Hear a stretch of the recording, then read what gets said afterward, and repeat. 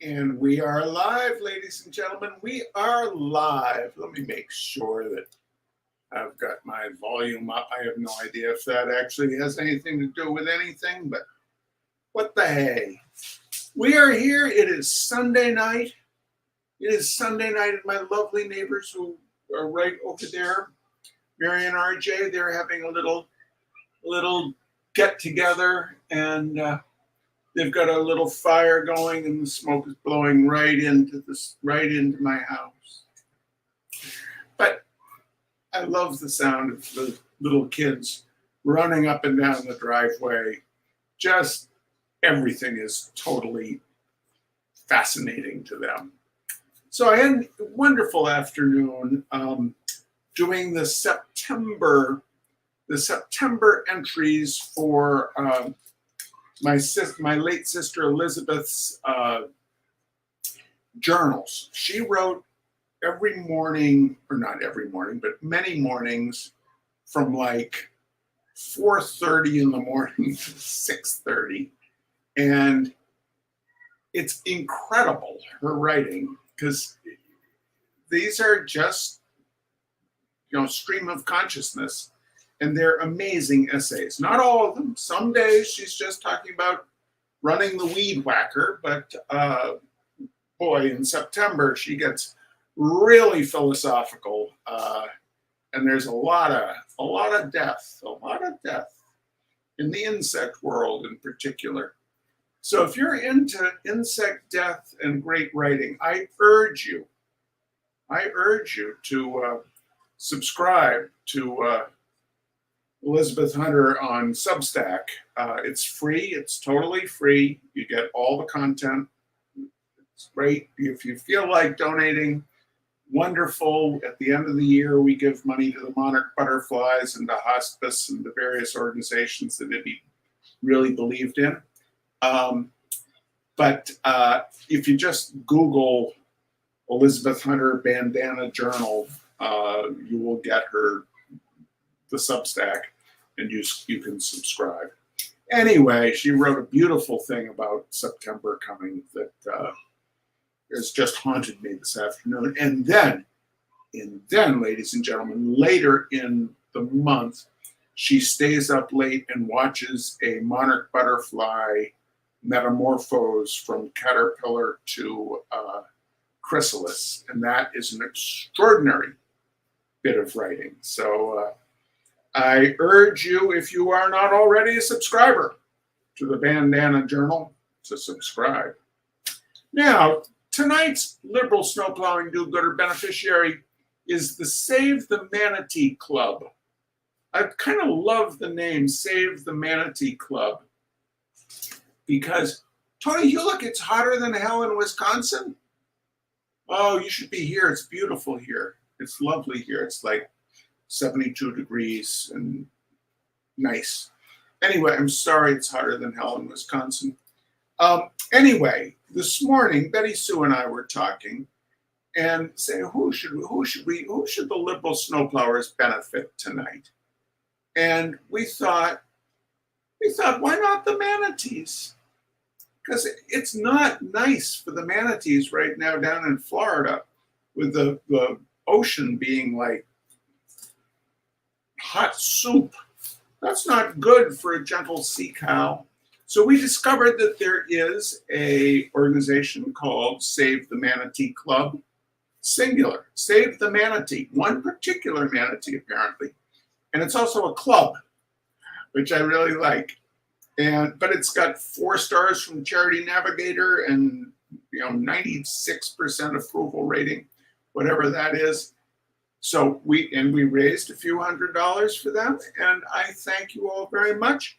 And the unidentified ungulate in the can, it is definitely not a manatee, but the unidentified ungulate in the can would like to thank a few people. First off, the ever generous, the ever peripatetic, the ever wearing her Betty Sue slouchy t-shirt, which, if you don't know, ladies and gentlemen, is big medicine for travel. If you need to travel somewhere, you get yourself a Betty Sue Rocks the House 2020 slouchy t-shirt, and it will ensure that you get to your destination. Maybe not on time, but you will get to your destination. And Terry Hudson has just been traveling a lot, and she's been wearing that t-shirt, and she is now home safely. Ms. Terry Hudson, my partner in Roots on the Rails, all things flying under radar, the wonderful Sarah Ovenden,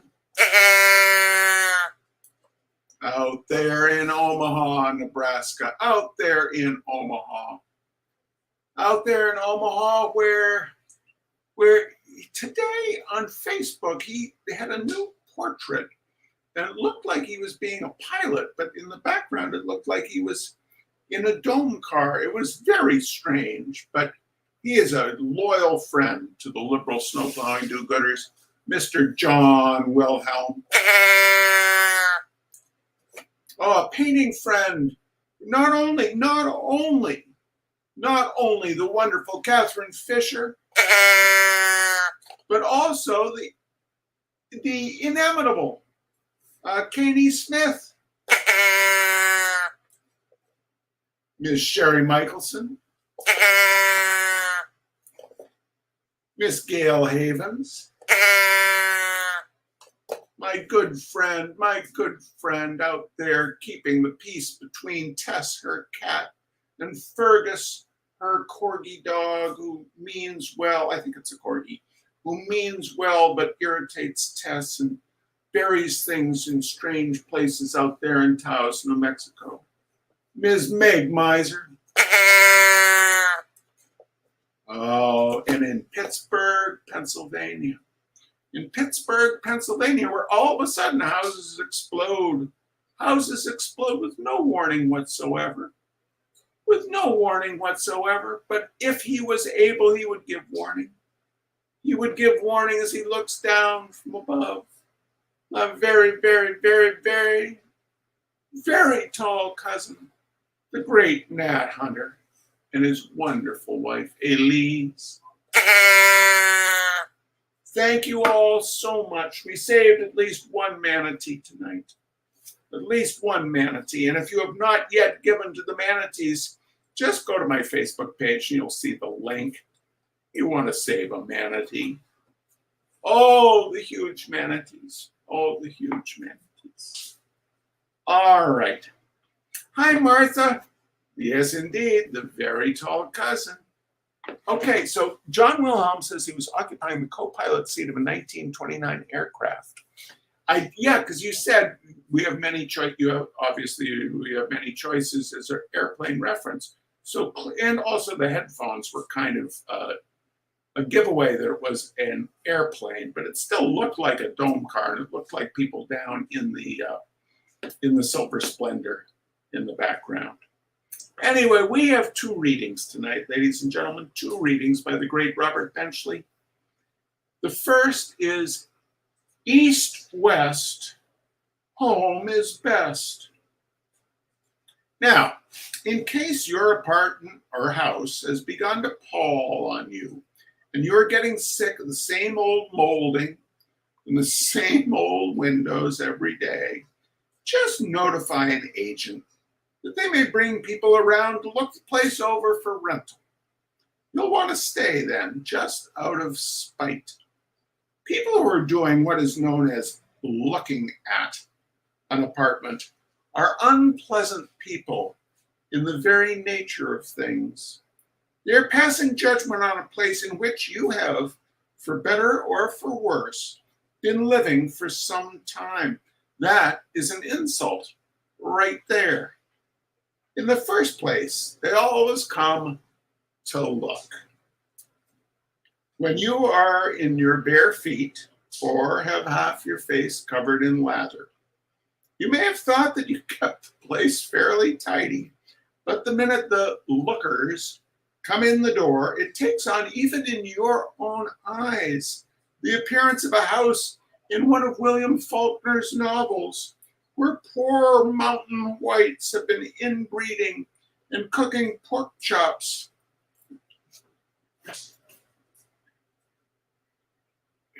and cooking pork chops for generations. You can tell it would not surprise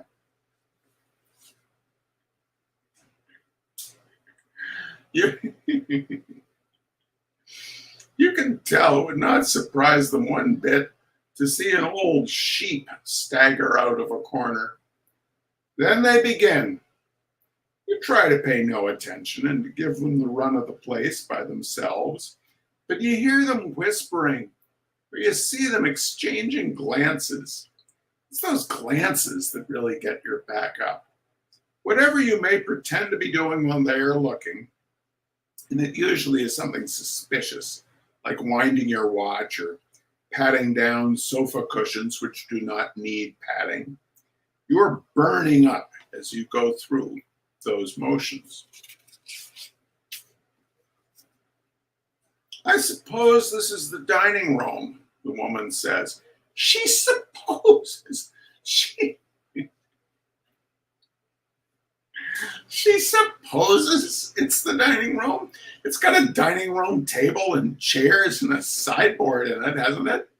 What does she want? A steaming roast ox spread out for her? It's not very light, is it? It's light enough for you, old girl. It might be a little more cheerful with other curtains. One of the reasons you want to leave may have been the dark dining room, but it now seems like a sun parlor to you. Other curtains, indeed.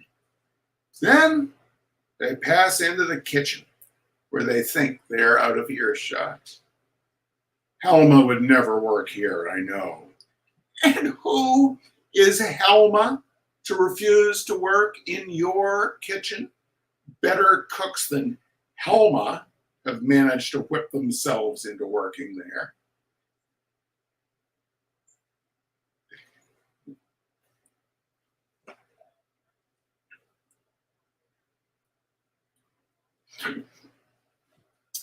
Then you hear an ugh.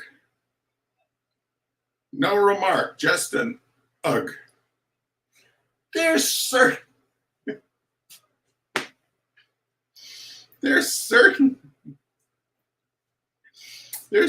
is nothing in that kitchen to go ugh about, unless she's gotten into the icebox and she doesn't happen to like cold beets. She'd better get out of the icebox or you will have the police on her. She's not renting cold beets from you. She's not she's not renting anything from you if you have your way. You're going to stay right there yourself. As they come back, surprising you at your pillow patting, you ask if they want to have you show them the bedrooms. The woman smiles a nasty smile and says, no, they won't put you to that trouble, as they've almost decided, an exchange of glances, that the place is not quite large enough for them. They have a little girl. Well, it must be a pretty big little girl.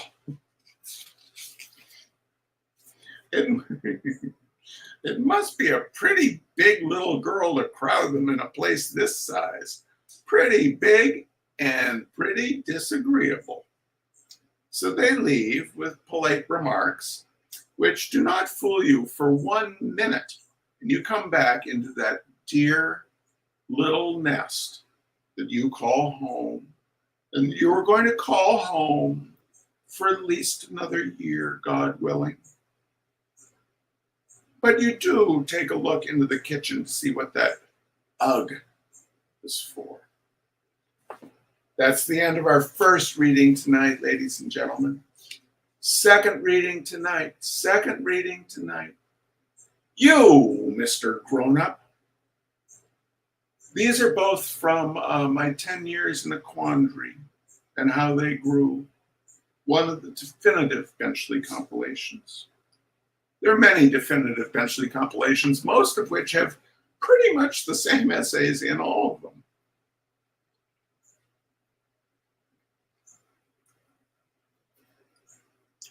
You, Mr. Grown-Up. One of the 8 things which are supposed to be wrong with the present generation of adults not including the mere fact of being in the present generation of adults, which is no small handicap in itself, is that we did not learn enough about about the science of physics when we were young. Well, might as well be that as anything. All of this is being remedied in the coming generation, thanks to the model laboratories where children are being taught to do little tricks which involve the principle of light refraction and the coefficient of linear expansion. The best of it is that they don't know that they're being taught anything. They just think that they're playing with eggs and matches. Here is a list of problems which any kiddie in the modern laboratory apparently can do. It is printed in the paper under the heading, "Mr. Grown-Up, can you do these things?" Well, first, Mr. Grown-Up is not my name, and I can do these things in the second. I may mess them up a little, but I will get them done somehow. No child of 6 is going to get ahead of me. 1. Can you place a shelled, hard-boiled egg in the mouth of a milk bottle and, without touching it, cause it to plop into the bottle? Sure I can.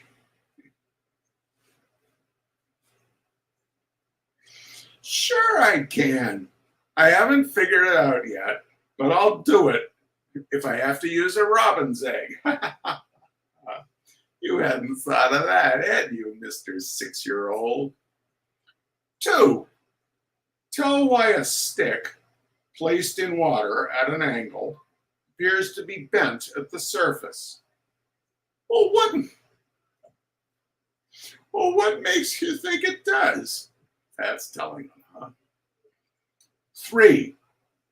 Produce a series of sounds like chimes with a piece of string and a teaspoon. Hit the teaspoon repeatedly with a piece of string until it does give off a series of sounds like chimes. This is just a matter of perseverance. It may take quite a while, but before long, you'll kid yourself into thinking you hear chimes whether you do or not. What's so great about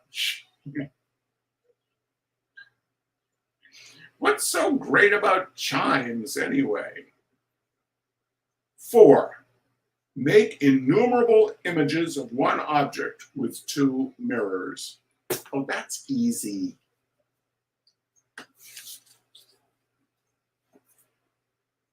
5. Tell why a balloon only partly inflated will apparently fill up when held tightly over the top of a milk bottle filled with steam. Because it does fill up. You didn't expect me to fall over backwards at that one, did you? 6. Make a lighted candle seem to be burning inside a glass of water. Place the candle inside the glass of water and light it. Well, that cleans up Mr. Grown-Up's part of the examination. Now, we'll ask Mr. 6-year-old some old questions. All right, ladies and gentlemen. All right, that does it for Benchley Night tonight. We'll be back next week. We're still in August, so we're not starting Thurber month until September. So there's still another Robert Benchley to go. Thank you so much for joining us. Thank you for saving a manatee. Thank you for saving humanity. You take good care. We'll see you next week.